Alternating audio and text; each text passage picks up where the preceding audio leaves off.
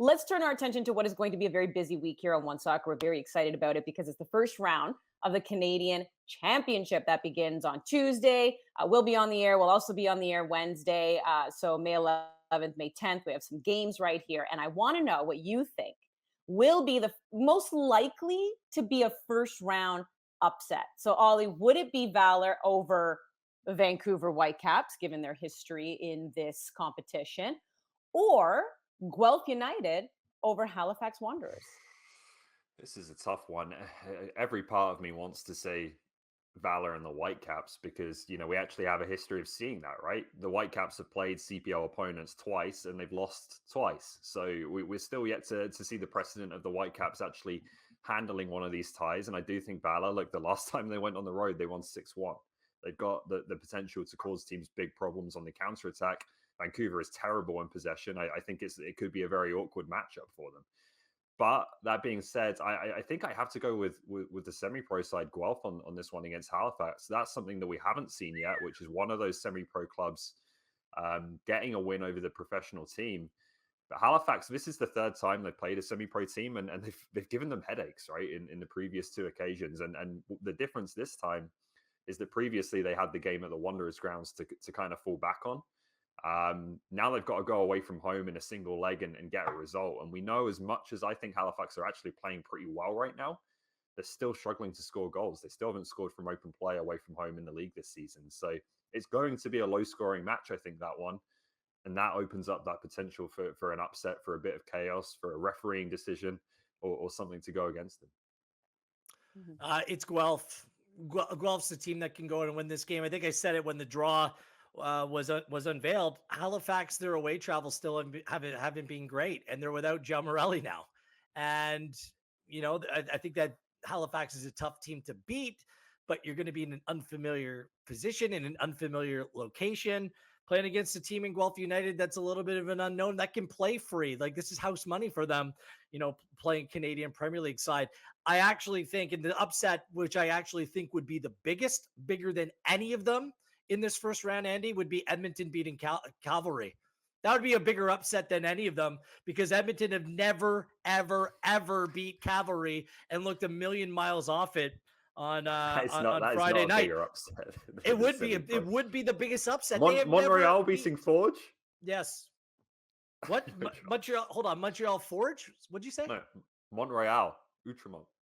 Okay. The PLSQ team.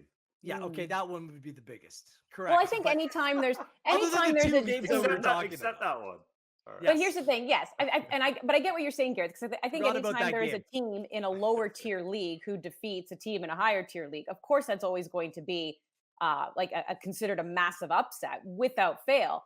But I get what you're saying because of the history between the two clubs, and given that they just played this week, and other than FC Edmonton, Alan Koch making some adjustments in that second half and trying to hold their own, a little bit better, it was still a pretty dominating performance by Cavalry. So I get what you're saying based on the history.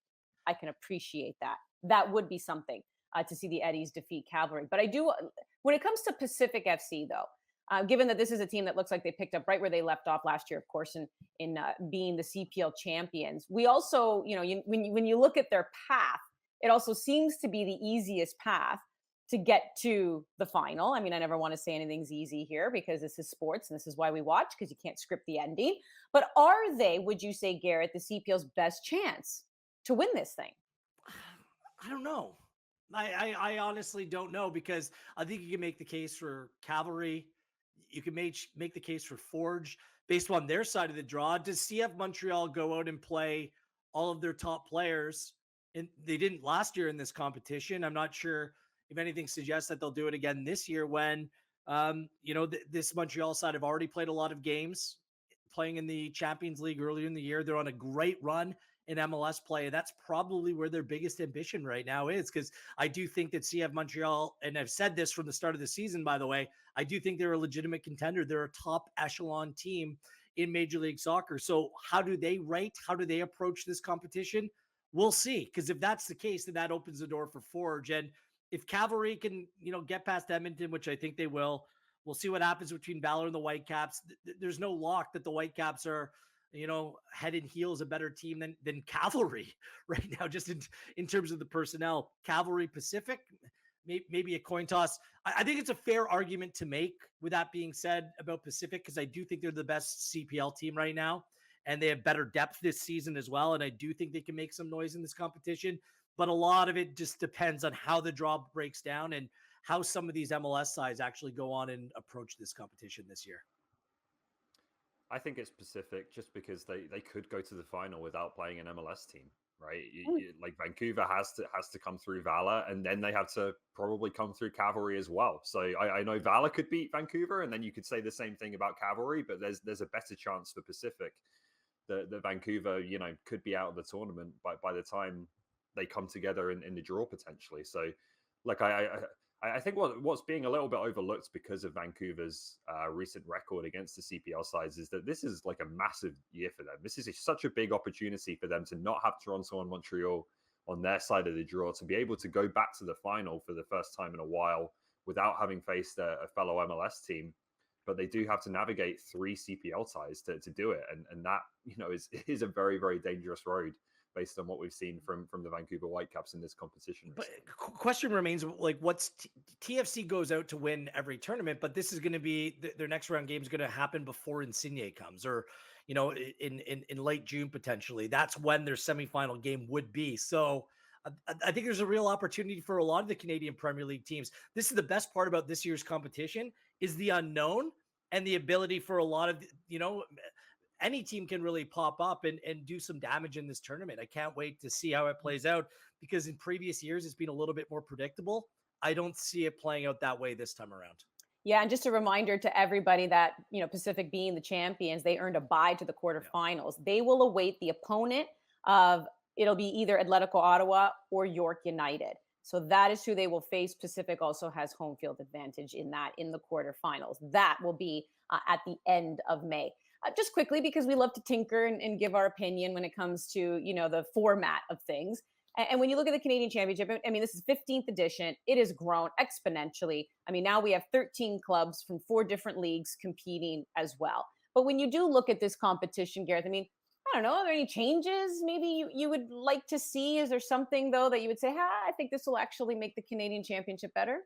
Not right now. I think it's all good. I love the one round knockout competition rather than home and away. I'm a fan of that because it provides a little bit more unknown, that anything can happen over the course of a 1-game competition.